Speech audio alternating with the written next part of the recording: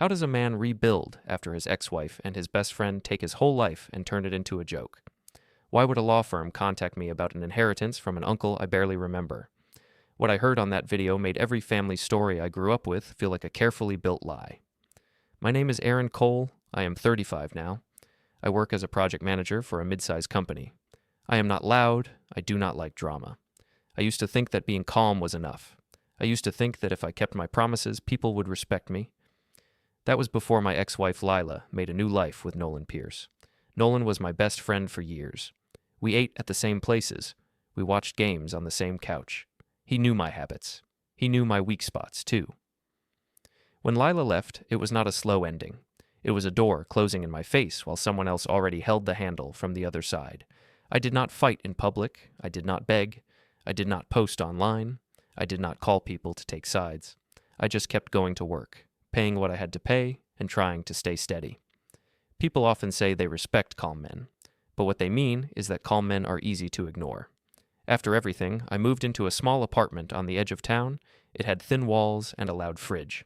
The kitchen light flickered if I ran the microwave and the kettle at the same time. I kept my clothes in 2 drawers and 1 small closet. I bought a secondhand table from a man who did not ask questions. I put a single framed photo on the wall, but after a week, I turned it face down because it felt like it was watching me. Most mornings were the same. I woke up before my alarm. I sat at the table with a plain coffee. I checked my bank app like it was a weather report. I stared at numbers that never looked friendly. Then I went to work and acted like nothing was wrong. At the office, people tried to be nice in a careful way.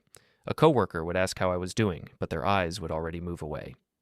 In meetings, I kept my notes neat and my voice even. I delivered what I was asked to deliver. I met deadlines. I solved problems. None of it changed the way people saw me. The story around me was simple. Lila and Nolan were moving forward. I was adjusting. I heard those words more than once.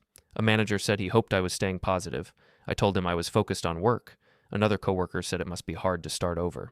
I told her it was a new routine. Nobody asked why it happened. They already had an answer in their heads. Lila and Nolan did not keep their new life quiet. They posted photos like they were trying to convince the world, and maybe themselves. They were always smiling. They always looked dressed up. Nolan held his shoulders back in every photo like he was on a poster. Lila used captions about real love and fresh starts. I never replied. I never clicked like. I just watched from a distance, the way you watch a storm on the horizon and hope it turns away. One afternoon, my phone buzzed with a message from an old mutual friend. The friend did not say much. He just asked if I had seen the pictures. I told him I had. He said it was strange to see Nolan wearing a watch that looked familiar. I knew what he meant. That watch had been a gift I helped pick out years ago. I did not reply after that. I tried to keep my private life private. I stopped going to the places we used to go. I avoided the neighborhood where the old house was. But there are some things you cannot avoid. Sometimes you have to pick up the last pieces, even if they cut your hands. There was still a box at the old house that belonged to me. It was not important in a money sense. It was mostly papers, a few childhood items, and some tools I forgot in the garage.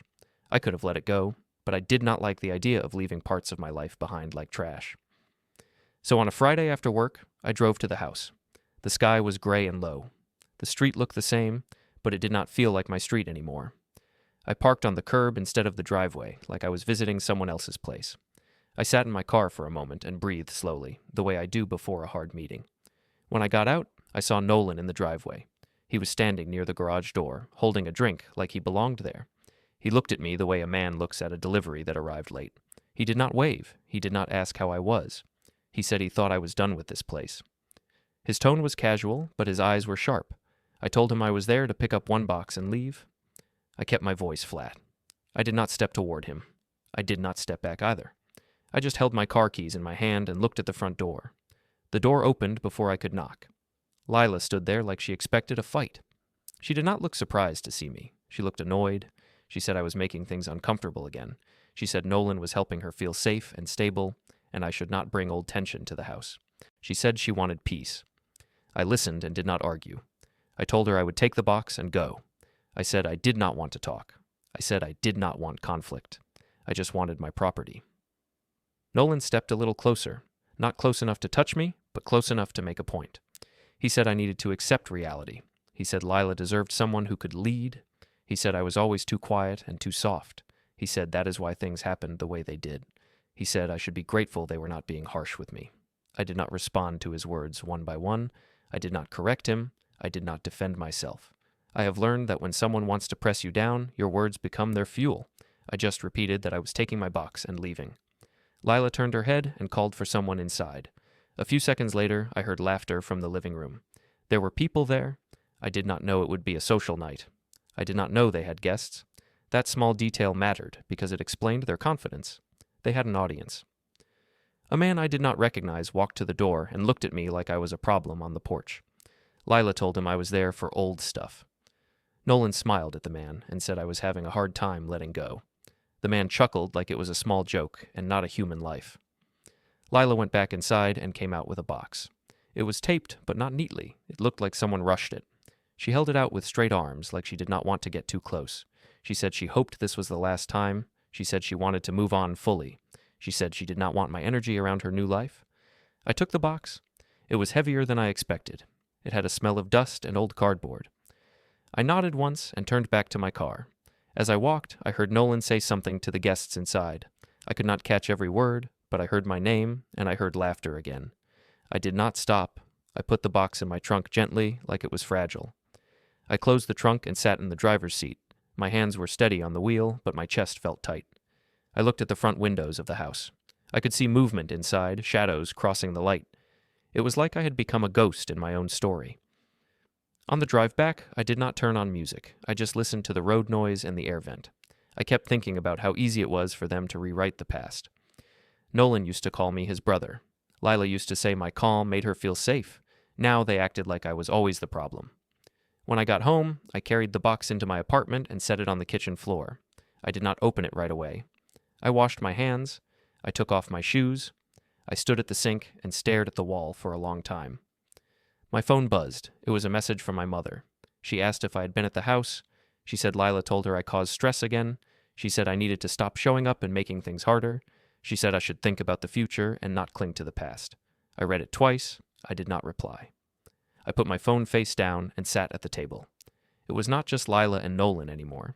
It was my own family choosing a side without even asking what happened. That night, I ate a simple meal and cleaned the kitchen slowly. I tried to keep my mind quiet. I went through my normal routine because routine was the only thing that still felt like mine. Before bed, I checked the door lock twice, not because I was afraid, but because my brain needed a task. When I opened the door the next morning, there was a clean envelope on the floor outside my apartment. It was thick and stiff. The paper was high quality, the kind you do not see in regular mail. There was a printed label with my full name and address, spelled correctly, including the apartment number. In the corner was a firm logo I did not recognize. I picked it up and held it for a moment. It felt colder than it should have. I looked up and down the hallway. Nobody was there. I went back inside, set the envelope on my table, and stared at it like it might move on its own. I did not open it, not yet.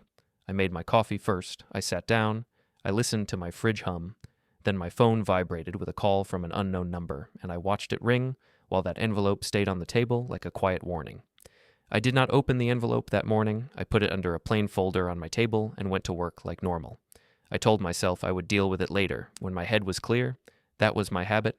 I always pushed my own feelings to the side until there was time. The problem was that there was never time. On the drive to the office, I kept thinking about how I got here. People talk about breakups like they happen on one bad day. My marriage did not break on one day. It broke in small moments that looked harmless if you only saw one of them. I met Lila when we were both in our late 20s. She was bright and fast. She spoke with energy. She moved through a room like she already knew everyone. I was not like that. I liked steady work, clear plans, and quiet evenings. At first, she said my calm made her feel safe. She said I was the first man who listened without trying to win every conversation. We started simple. Coffee after work, long walks in a park, grocery runs that turned into jokes in the aisle. I did not have a big circle. I had a few close friends, and Nolan was the closest. Nolan was the type of person who could talk to anyone. He could turn a small story into a big one. People leaned in when he spoke. When Lila met Nolan, it felt normal. I was proud to introduce her. I thought it was good that she saw my world. Nolan treated her like a special guest. He complimented her goals and her taste. He acted like he was impressed by everything she did. I did not think much about it then. I told myself it was just his friendly style. After we got married, life got busy fast. Lila wanted to grow her career. She talked about bigger plans, better neighborhoods, new people. I supported that. I took extra tasks at work. I cut spending. I kept spreadsheets. I tried to make our life stable so she could be bold. There were small changes I ignored. Lila started joking about my clothes. She said I dressed like I was going to a meeting, even on weekends. She said I looked older than my age because I did not try. I told her I was comfortable. I also started buying shirts she liked because it was easier than talking. Then she started changing how she spoke about my work. I managed projects with tight deadlines. I kept teams on track. It was not glamorous, but it was real work. Lila said it sounded boring when she explained it to others. She said people did not understand why I cared so much about details. She said I should learn to sell myself like Nolan did. Nolan was always around. He came over on weeknights just to check in. He offered to bring food. He stayed late. At first, it felt like friendship. Then it started to feel like he was part of our home in a way that did not fit. I remember one night in our kitchen, Lila was talking about a new role she wanted. Nolan said she needed a partner who could match her pace. He said she was meant for more than a quiet life. He said I was steady, but steady was not the same as strong. Lila laughed like it was a joke, but she did not correct him. She looked at me to see how I would react. I said nothing. I kept washing dishes. That was the pattern. Nolan would push a little, Lila would watch. If I stayed calm, they acted like I agreed. My mother made it worse. My mother has always cared about what people think. She wanted a family picture that looked perfect from the outside. When Lila first joined our family, my mother treated her like a prize. She said Lila had style. She said Lila brought life into the family. My sister followed my mother's lead. If my mother smiled at someone, my sister smiled too. At family dinners, my mother praised Lila for every small thing. She asked about Lila's work, Lila's plans, Lila's future. When she asked about my work, it felt like a formality. My mother would say she was happy I had a stable job. Then she would turn back to Lila and talk about bigger dreams. I tried not to take it personally. I told myself my mother was just excited. But over time, the message became clear. Lila was the person they wanted to keep happy. I was the person who should adjust. There was one dinner that stayed in my mind. It was at my mother's house. Lila arrived late because she had been out with friends. Nolan came too, even though I did not invite him. My mother welcomed him like he was family. She asked him to carve the meat. She laughed at his stories. She let him take the best seat. At some point, my mother brought up a couple we knew who had bought a new house. She looked at me and said I needed to think bigger if I wanted to keep up. She said a man should provide a real life, not just a safe one. She said Lila deserved to feel proud when she walked into a room. I told my mother I was working hard and we were fine. Nolan jumped in and said being fine was not the same as being impressive. He said Lila had the kind of energy that needed a strong plan. He said some men were built for comfort and some were built for progress. Lila smiled and said Nolan always had a way with words. I sat there and felt something shift. Not anger, more like a slow, cold understanding. I was not being treated like a son or a husband. I was being measured like an object. After that, Lila's respect began to fade in plain sight. She stopped asking my opinion on decisions. She would tell me what she wanted, and if I hesitated, she acted like I was blocking her life. If I asked questions, she called it negativity. If I stayed silent, she called it agreement. I also noticed how she talked about me to others. She would say I was nice. She would say I was safe. She would say I was good. Those words can sound positive, but the way she used them made them sound small, like she was describing a chair that did not match the new room. Nolan kept working the same angle. He would invite us out, then make little comments about how Lila looked too alive to stay home. He would bring up fitness, travel, and networking. He would compare me to men who took risks. He would say Lila needed a partner who could walk into any room and own it. I never responded with insults or shouting. That is not me. I tried to respond with actions. I planned a weekend trip. Lila said she was too busy. I planned a dinner date. She said she was tired. I bought tickets for a show she liked. She said she had a work event. Then later, I would see pictures of her at a restaurant with Nolan and a group of people. When I asked about it, she said I was being controlling. She said I should trust her. She said I should stop acting insecure. Nolan would send me a message that sounded friendly, saying I needed to relax and not push Lila away. It always came from him, like he was the advisor in my marriage. The divorce was the final stage, but it started long before paperwork. Lila began sleeping on the couch because she needed space. She started keeping her phone face down. She started taking calls in the bathroom with the water running. When I asked what was going on, she said I was imagining things. She said I was too sensitive. She said I was making her feel trapped. Then one night, she said she was done. She said she wanted a different life. She said she felt like she was shrinking in our marriage. She said she did not want to spend her best years in a quiet routine. I asked if there was someone else. She said that question proved she could not talk to me. She packed a bag and left. Within weeks, I saw Nolan's car outside a place I did not recognize. Then I saw photos of Lila and Nolan at an event together, smiling like a couple. The timeline did not add up. People around me pretended not to notice. Some of them acted like it was normal. One coworker said it was good that Lila found someone who matched her. I nodded and went back to my desk. What hurt more than the marriage ending was how quickly my family accepted the new story. My mother called me and said she did not want conflict in the family. She said she still cared about Lila. She said Lila had so much potential, and it would be sad to lose her. She told me I needed to be mature and let things be peaceful. I asked my mother if she thought this was fair. She said life is not about fair. She said people choose what makes sense for them. She said I should focus on rebuilding and not on blame. Then she said something that stayed with me. She said Lila needed a partner who could keep up, and I should not take it personally. I also saw my sister posting pictures with Lila. They went shopping together. They went to brunch. They smiled like nothing happened. When I asked my sister why she was doing that, she said she did not want to pick sides. But she also said I should stop making everyone uncomfortable. The words, "stop making everyone uncomfortable," became a kind of rule. It meant I should not ask questions. It meant I should not set boundaries. It meant I should smile and accept what I was given. The day I picked up my box from the house made all those memories line up. Nolan standing in my driveway like he owned it was not a new behavior. It was the same behavior he had practiced for years. Lila talking to me like I was a problem was not sudden either. It was the final version of a slow change. And my mother's message that night, blaming me for stress, was the clearest proof. She did not ask what happened. She did not ask how I felt. She just defended the new order. At work that week, I overheard two people in the break area. They were not whispering carefully. They were speaking like I was not there. One of them said Lila had moved on quickly. The other said she probably needed a man with more presence. They laughed a little, not loudly, but enough. I poured my coffee and left without looking at them. That was when I understood something simple. People were not waiting to hear my side. They already decided who I was. They decided I was the quiet man who could be pushed aside without consequences. They decided I would accept it because I always had.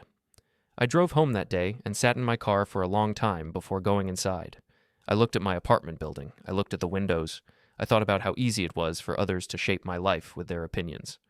Then I thought about the envelope on my table at home, the one with the law firm logo, the one addressed to me like someone had been watching carefully. I did not know what was inside yet, but I knew one thing clearly. The people around me were not going to suddenly respect me because I was calm.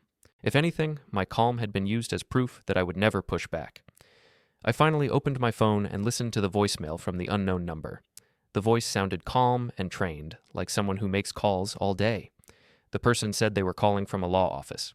They said they needed to confirm my identity for a private matter connected to my mother's family. They said they could not discuss details on voicemail. They asked me to call back during business hours. I sat at my kitchen table with my coffee and stared at the envelope. I still did not open it. I did not want to read something big while I was alone and half awake. I also did not want to give Lila or Nolan any new reason to talk about me. I kept thinking about how quickly people twist stories. If I reacted fast, they would say I was unstable. If I stayed quiet, they would say I agreed with everything. So I did what I always do when I feel boxed in. I slowed down. I wrote the number on a sticky note. I placed the envelope inside a plain folder. I set the folder in a kitchen drawer and closed it. That afternoon, I got another message that reminded me how my life still had strings attached to people who did not respect me. It was a notice about money tied to the divorce timeline. The words were formal and cold. The timing felt planned. I did not show it to anyone at work. I did not call Lila. I just read it once, then again, and put it away. A few minutes later, Nolan texted me like he could sense my mood through the air. He said we should keep things easy. He said Lila was building her future and I should not slow her down. He said I should stop thinking in terms of mine and hers and start thinking in terms of moving on. The message was polite on the surface, but it carried a quiet pressure. It sounded like a man giving instructions, not advice. I did not answer Nolan. I opened my notes app and wrote the date and time of the message. I also wrote what the message was trying to do. Yeah, I did not use big words. I wrote it in plain language, like I was explaining it to myself. Then I took a screenshot and backed it up to a private folder that was not tied to my usual accounts. This was not revenge, it was not drama, it was a record. For a long time, I had lived as if facts did not matter. I had acted like feelings and tone were the whole battle, but I was starting to understand that facts are heavier than opinions when you place them in the right hands. The next morning, I took an early break from work and drove to my bank. I chose a branch that was not near the old neighborhood. I did not want to run into anyone Lila knew. The lobby smelled like paper and air conditioning. People sat in chairs with tired faces, waiting for their names to be called. When my turn came, I spoke to a banker with a calm voice. I told her I wanted to review old account access and confirm what links existed between accounts in the past. She asked me what problem I was having. I told her I was not there to complain. I said I just wanted clarity. I asked what the bank could provide in terms of dates, authorized users, and changes over time. She nodded and said they could explain policies and request certain records. She said some things take time, but it can be done. I asked questions and took notes. I did not raise my voice. I did not accuse anyone. I watched how her face stayed relaxed when I kept my tone neutral. I realized something in that moment. Calm is not weakness if you pair it with structure. When I left the bank, I sat in my car and looked at my notes. They were simple, but they were real. They were not feelings. They were steps. I drove back to work and finished my day like normal. But inside, something had changed. It was not anger, it was clarity. I had spent years trying to earn respect through patience. Now I wanted something else. I wanted clean boundaries backed by systems that do not care who smiles the most at a family dinner. That weekend, I went to my storage unit. It was a narrow place with rows of metal doors and fluorescent lights that made everything look pale. My unit was not big. It held the leftovers of my marriage and the leftovers of my childhood. I had avoided it because it felt like touching old pain. But I opened it and stepped inside, and I told myself I was not there to feel. I was there to sort. I pulled boxes forward and read labels I had written years ago. Photos. Old mail. Tools. School. I opened the photo box first. There were albums with plastic pages and loose pictures in envelopes. I found a picture of my mother when she was younger, standing beside a man I did not recognize. They were both smiling, but my mother's smile looked tight, like she was performing for the camera. On the back of the photo, there was a name written in neat handwriting. It was Victor. Under it was a date from a long time ago. I stood there in the storage unit with that photo in my hand. I tried to remember the man's face, but my memory did not give me much. I had always been told my mother did not have close family. I had always been told she grew up with no real support. That story was repeated so often that I never questioned it. Seeing that name on the photo did not prove anything by itself, but it opened a small door in my mind. It made me wonder what else I had accepted without checking. I put the photo in a new folder and labeled it with the date. Then I kept going. I found an old envelope with a return address that matched my mother's maiden name. Inside, it was a card from a holiday I barely remembered. I did not treat it like a clue from a movie. I treated it like a piece of a timeline. I placed it in the folder, too. I also found my childhood school forms with emergency contact names. There were names I did not recognize, and one of them looked like it belonged to the same family line as my mother. I copied it into my notebook exactly as it appeared, with spelling and initials. After the storage unit, I went to the public library. I did not tell anyone where I was going. I did not post anything. I just walked into the quiet building and sat at a computer near the back. I searched public records the same way you would search a recipe, slowly, carefully, with no assumptions. I looked up my mother's maiden name. I looked up old addresses I remembered from childhood. I looked up basic directory entries and property references that were open to the public. I did not find a clean answer in one click. What I found was something more subtle. I found patterns. I found that the name Victor appeared in places connected to my mother's past, but never in the stories she told. I found that there were years missing in her version of events, years where she said she moved around, but records suggested she stayed closer than she admitted. I printed nothing. I saved nothing on the library computer. I wrote the references down in my notebook like a list. Then I went home and typed the same list into a document on my own device. I titled it Timeline. Under it, I added a second page titled Messages and Pressure. Under that, I added a third page titled People Who Were Present. I was building a map, not a weapon. I was trying to understand the truth under the noise. That night, I called the number from the voicemail.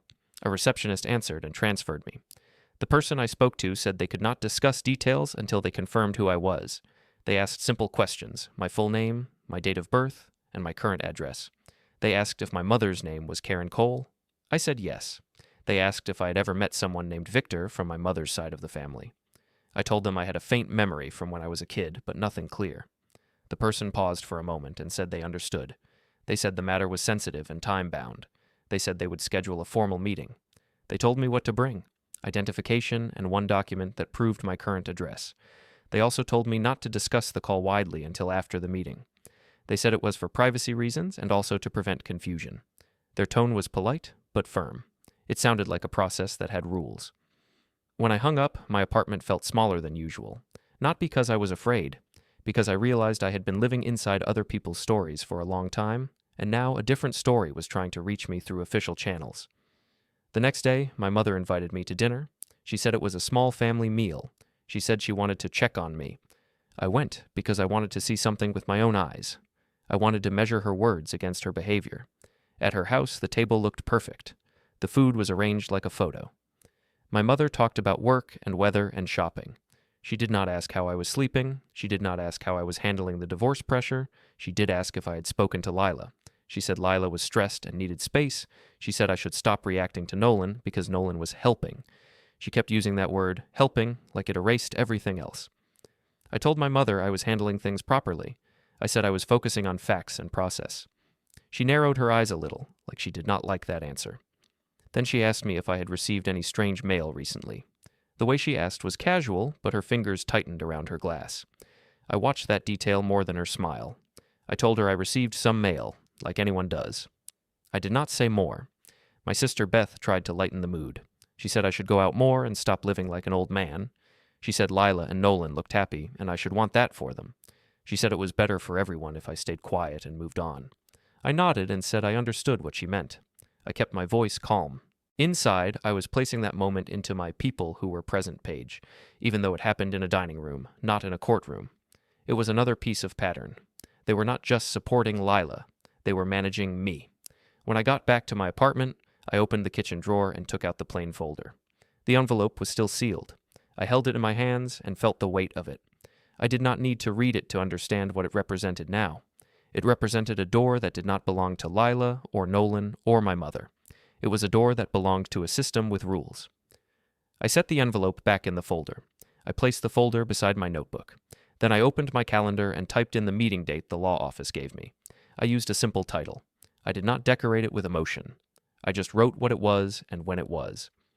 For the first time in a long time, I felt like I was not only reacting, I was preparing. I was still the same calm man. But now my calm had direction. The next week, I kept my life small on purpose. I went to work, I came home, I ate simple food, I slept in short blocks, I did not try to fix how people saw me, I only tried to keep my head clear. At the office, I stayed focused. I ran meetings, I tracked tasks, I sent follow-ups. My calendar looked full, but my mind had space. I needed that space. I needed it because I was learning a new skill. I was learning to watch people without reacting to them. In the past, I would take words personally. I would replay them at night. I would ask myself what I did wrong. Now I started asking a different question. I asked what someone wanted from me when they spoke a certain way. I asked what result they were pushing for. I saw it everywhere. A coworker would ask about my weekend, but really they wanted gossip. A manager would say he hoped I was doing well, but really he wanted me to stay quiet and productive. It was not evil, it was just human. People like simple stories. They like neat endings. My story was not neat, so they tried to make it neat for me. One afternoon, Omar Vance asked me to grab coffee in the break area. Omar was older than me by about 10 years. He was calm in a steady way. He did not talk much, but when he did, he went straight to the point. He asked how I was holding up. I gave a short answer. I said I was managing and focusing on work. Omar nodded and said I should keep doing that. He said people will test calm men because calm men do not shout back. He said I should not try to win arguments at family dinners or in text threads. He said I should use systems when I need to protect myself. He said I should keep a clean timeline and keep copies of important communication. I told him I had started doing that. He looked relieved, like he had been hoping I would say it. He said that was good. He said calm is useful when it has structure behind it. He said if anyone tries to pull me into a messy public moment, I should not play that game. That talk did not fix my life, but it gave me confirmation. It made me feel less alone inside my own head. The next day, I had a short conversation with HR, not as a complaint, but as a precaution. I did not walk in with emotion. I walked in with questions. I asked what the company's expectations were around private disputes that spill into the workplace. I asked what I should do if a third party contacted coworkers. I asked what the best practice was if someone used my personal life as a topic in meetings or chats. The HR rep listened and gave general guidance. She said I should keep things professional and report direct interference. She said I should avoid discussing private matters at work. She said if anything became targeted, I should document dates and names and bring it to HR. Her tone was neutral, but I could tell she respected the way I was approaching it. I was not asking HR to solve my life, I was asking how the rules worked. After that, I felt a little steadier. Not because HR was going to save me, but because I was building a habit. I was learning to stand on policies, not on wishes. At home, my routine became more deliberate. I opened my notebook and reviewed the pages I had started. I kept the language simple. I wrote dates, times, short descriptions, and who was present. I did not fill the page with feelings. If I needed to write a feeling, I wrote it in one line, then I moved back to facts. I also backed up my phone. I saved messages in a folder that I could access even if my phone was lost or replaced. I kept 2 versions because I had learned that things can disappear by accident or on purpose. I did not tell anyone I was doing this. I did not mention it to my mother. I did not mention it to my sister. I did not mention it to any mutual friends. I just did it quietly, like cleaning a spill before it spreads. During that week, Nolan tried to pull me into conversation again. He sent short messages that sounded polite. He asked if I was doing okay. He said Lila wanted peace. He said everyone was tired of tension. He said I should stop holding on and let them live their life. I did not reply. I wrote the date and time down. I noticed a pattern in how he timed the messages. They often appeared right after a notice arrived, or right after I had been at my mother's house, or right after Lila posted something public. It felt less like concern and more like control. He wanted to stay in my head. I did not let him. A few days later, I got invited to a downtown event through a work contact. It was at a hotel ballroom. The event was not about Lila or Nolan. It was about networking and local business groups. I considered skipping it, but then I decided to go. I did not want to shrink my life because of them. I also wanted to see what story they were telling in public. If people were going to talk, I wanted to hear the words with my own ears, not through secondhand noise. The ballroom was bright. The ceiling lights were soft and warm. People stood in clusters holding drinks and plates of small food. The room smelled like perfume, coffee, and carpet. I stayed near the edge at first. I spoke to 2 coworkers, then moved away to let them talk. That was when I saw Lila and Nolan. They walked in like they were arriving at their own celebration. Nolan wore a fitted suit and a confident smile. Lila looked polished and relaxed. She laughed a lot. She touched Nolan's arm as they moved between groups. People turned to look at them, not because they were famous, but because they looked like they were trying to be noticed. They saw me within minutes. Lila's eyes flicked to me and then away, as if she had seen a chair she did not want to sit on. Nolan looked directly at me. He smiled wider and then went back to talking, like he was showing he had nothing to fear. A mutual contact approached me and spoke softly. He said it must be hard to see them. He said Lila seemed happy. He said Nolan was stepping up. I listened and nodded because I did not want a scene. I told him I was focused on work and keeping my life stable. He patted my shoulder like I was a kid who needed encouragement. That touch felt worse than an insult because it carried a message that I was beneath him. Later, I heard a group nearby mention me. They did not say my name loudly, but I could hear enough. Someone said Lila finally found a man who could match her energy. Someone said it was good when people upgrade. Someone laughed in a quiet way, like they were sharing a private joke. I stayed calm. I did not confront them. I did not change my expression. I simply walked to the other side of the room and spoke to someone about work. I asked questions about their projects. I kept my voice steady. Inside, I made a note. Not in my phone, in my mind. I noted who was speaking and who was nodding along. When I left the event, I did not feel crushed. I felt informed. There is a difference. Being crushed makes you fold. Being informed makes you plan. At home, I wrote down the event in my notebook. I wrote the date, the place, the names I recognized, and what was said in simple terms. I did not write the whole room. I wrote only what mattered. I was building a pattern of public behavior, not collecting gossip. The next day, my mother called me. She asked if I had been at that hotel event. I did not tell her ahead of time, so her question made my stomach tighten. She said someone told her I looked cold and distant. She said I should not embarrass the family by acting strange in public. She said Lila and Nolan were trying to build something, and I should not look bitter. I told my mother I did not cause any problems. I told her I spoke to people politely and left early. I told her I was focused on my career and my health. She made a small sound, like she was not satisfied. Then she asked again if I had received any official mail recently. I kept my answer simple. I said I receive mail like anyone else. I said I handle my own affairs. I did not give her details. I did not ask why she was asking. I just stayed calm and ended the call soon after. After that, I sat in my kitchen and stared at the drawer where I kept the folder. It was strange to realize my mother was scanning my life for information. It was also strange to realize she did not ask out of care. She asked out of control. That night, I reviewed my calendar. The meeting date with the law office was coming up. I also had a reminder to bring basic identification and proof of address. I prepared those items without drama. I placed them in a clean envelope of my own. I set it in my work bag. I also made a short list of questions I wanted to ask. The list was simple. I wanted to know what the matter involved, what role I had, and what steps were expected of me. I wanted to know what I should not do, and who needed to be notified, if anyone. I did not write anything about Lila or Nolan on that list. I did not want to mix personal pain with official process. At work, I stayed steady. I did my job well. I avoided personal talk. I noticed that when I did not feed the gossip, people got bored. They moved on to other topics. That taught me another lesson. Many people do not actually care about your story. They care about the feeling of being included in something. If you deny them that feeling, they drift away. By the end of the week, I felt more prepared than I had felt in months. Not happy, not relaxed, but prepared. My life had been turned into a public story by other people, and I had let it happen because I thought calm meant taking everything quietly. Now I was learning that calm can also mean choosing when to speak, choosing where to speak, and choosing the rules of the room. I was not looking for a fight. I was looking for a clean path forward that did not depend on anyone's approval. The weekend before the meeting, I cleaned my apartment in a way I had not done in a long time, not because I wanted it to look nice for anyone. Nobody was coming over. I cleaned because I needed my space to feel simple. When my mind is heavy, I like clear surfaces. I like things where they belong. I washed dishes I had been ignoring. I folded clothes and put them away. I wiped the table and the counters until the smell of soap replaced the smell of old takeout. Then I sat down with my notebook, my calendar, and my phone, and I looked at my week like it was a project plan.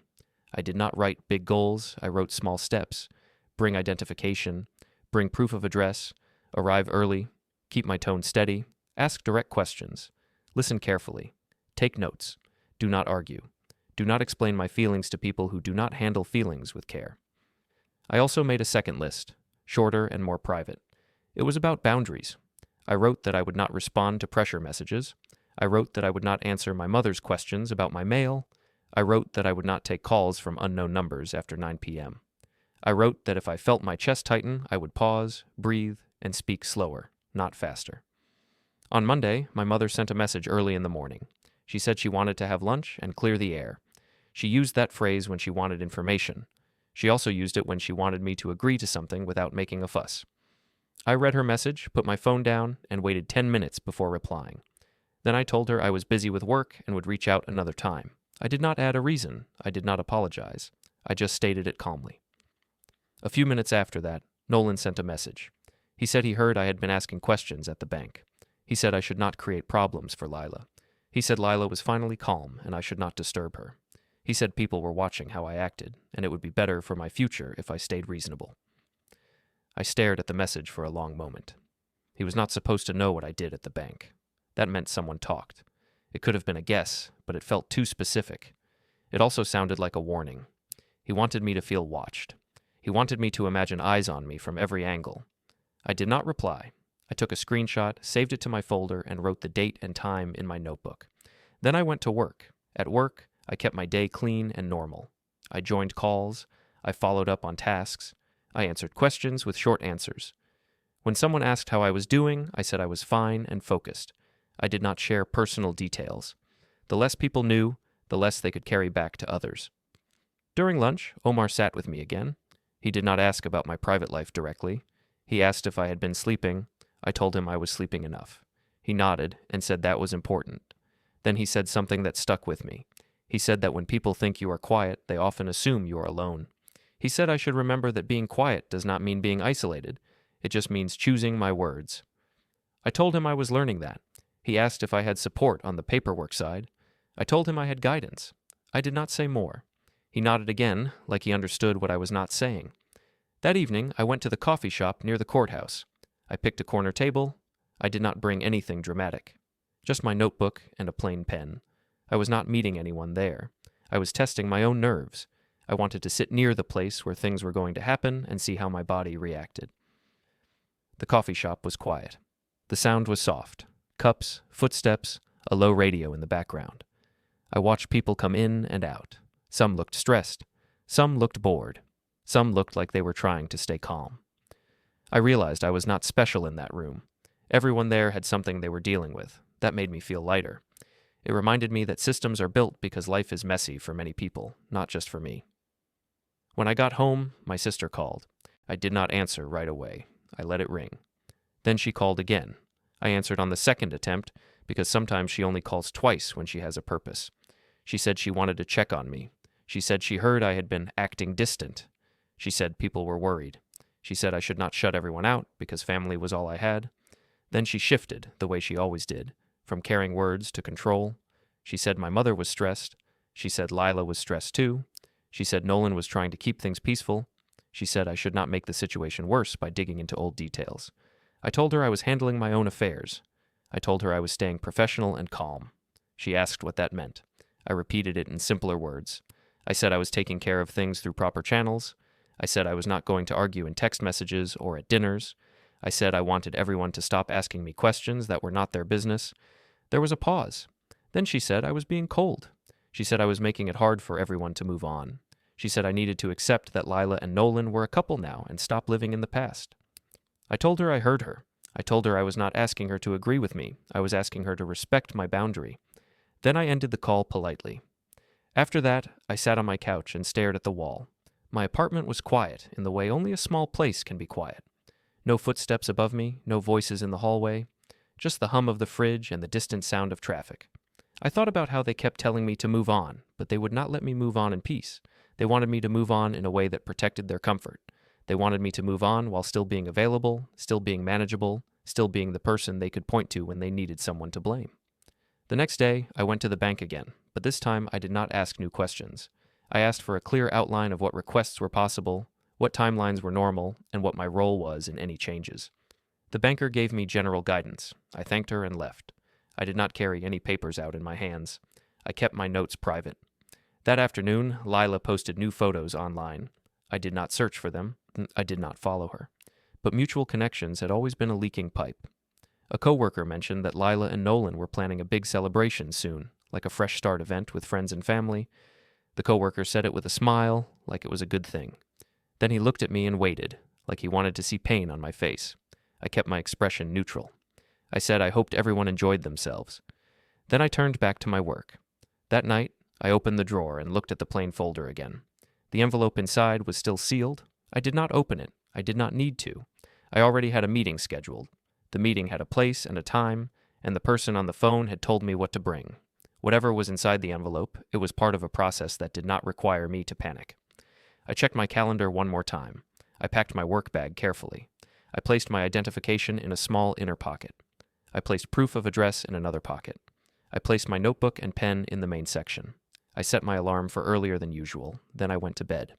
I did not sleep well, but I rested enough. In the morning, I made plain coffee and ate a simple breakfast.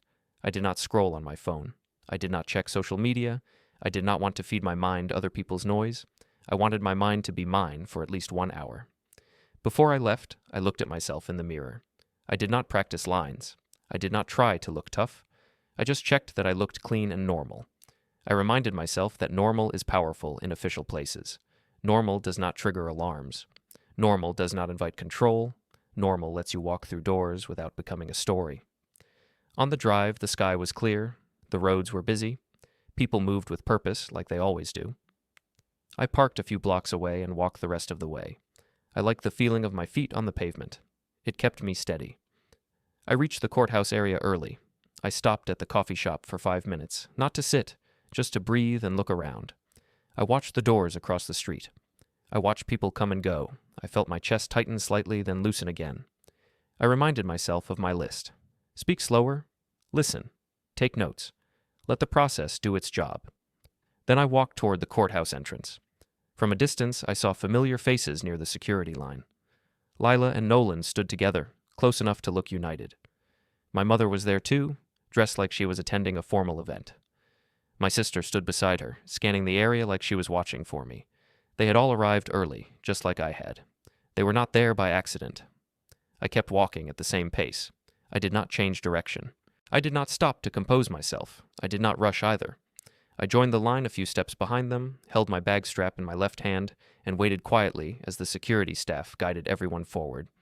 They were already through security when I reached the front of the line. Lila stood close to Nolan like they were one unit. My mother kept her chin lifted like she was there to supervise. My sister watched me with the same careful look she used at family dinners, the look that said she wanted me to behave. I did not greet them first. I did not pretend we were friendly. I simply stepped forward when the line moved and placed my bag on the belt. The security staff spoke in short, routine sentences. I followed instructions, emptied my pockets, and walked through the scanner. Everything felt normal, and that was the point. Normal rooms have rules. Rules do not care who is louder. A clerk at a counter checked a list and called my full name. The sound of my name in that building felt different than it did at work or at home. Here, it was not a label for gossip. It was a key. The clerk confirmed my identification and my address document. Then she handed me a sealed packet and a small drive inside a clear evidence-style bag. There was a label with my name and a case number. She told me where to go and how to find the room. My mother leaned toward me as if she could step into my space by habit. She asked what it was. She said she needed to know what was happening. Nolan added that it was better if everyone was on the same page. He said that would keep things smooth. I told them we were in a courthouse building and the process would speak for itself. I did not raise my voice. I did not argue. I simply held the packet and walked toward the room number the clerk gave me. The conference room was plain. A long table, several chairs, a clock that ticked loud enough to notice, a small device in the corner for recording official minutes. The air smelled like paper, cleaning spray, and old carpet. A woman in a dark suit stood near the far end of the table. She introduced herself as Priya Shah, an attorney representing the estate of Victor. Her tone was calm and precise. She looked at each person once, not in a warm way, but in a professional way. She asked everyone to state their name for the record. When it was my turn, I spoke clearly. When it was my mother's turn, she added extra words, like her family role mattered here more than anything else. Priya did not react to that. She only wrote the names down. Then Priya explained why we were there. She said Victor's estate had reached a stage where formal notice had to be given. She said the primary beneficiary needed to be identified in the presence of witnesses listed by the estate due to prior family conflict noted in the file. She said the goal was clarity, not debate. My mother tried to interrupt. She said there was no conflict. She said our family was fine. She said this was unnecessary. Priya held up a hand, not rude, just firm. She said there would be time for questions after she finished the opening statements, and that interruptions would be noted. I watched my mother's mouth tighten. I had seen that expression for years. It was the expression she used when she realized she could not control a room. Priya asked me to confirm that the sealed packet had not been opened. I said it had not. She nodded and said she would proceed. She broke the seal in front of everyone and slid the contents onto the table in neat order. She did not push papers toward anyone. She read key details out loud and summarized the rest in simple terms. She said Victor had established a trust and placed the majority of his assets into it. She stated the amount in a flat voice like she was reading a temperature. $127 million. She said the trust was designed to protect the beneficiary from pressure, manipulation, and unwanted access by third parties. Lila's face changed in a small way. Nolan's posture shifted too. It was subtle, but I saw it. They had come expecting a typical family situation, where smiles and pressure could move the outcome. They were hearing language built to resist exactly that. Priya said I was the sole primary beneficiary. She said there were no shared beneficiary rights with spouses or former spouses. She said there were no rights for friends. She said there were no rights for extended family unless specifically named, and she would address that next. My mother made a small sound and said she was Victor's sister. She said she was entitled to something. She said it was wrong to cut family out. Priya said Victor had anticipated that statement and left explicit instructions. She said Karen Cole was named in the file, but not as a beneficiary of the main trust. She said a separate document existed that addressed Karen's history with Victor and her pattern of using family relationships for leverage. Priya said that document would be entered into the record. My mother leaned forward and said that was not true. She said Victor was bitter and unreliable. She said he had no right to punish her. She said she deserved respect. Priya remained calm and said the estate did not operate on feelings. She said it operated on instructions, records, and signatures. Then Priya explained the protection clauses. She said the trust included an anti-contest clause.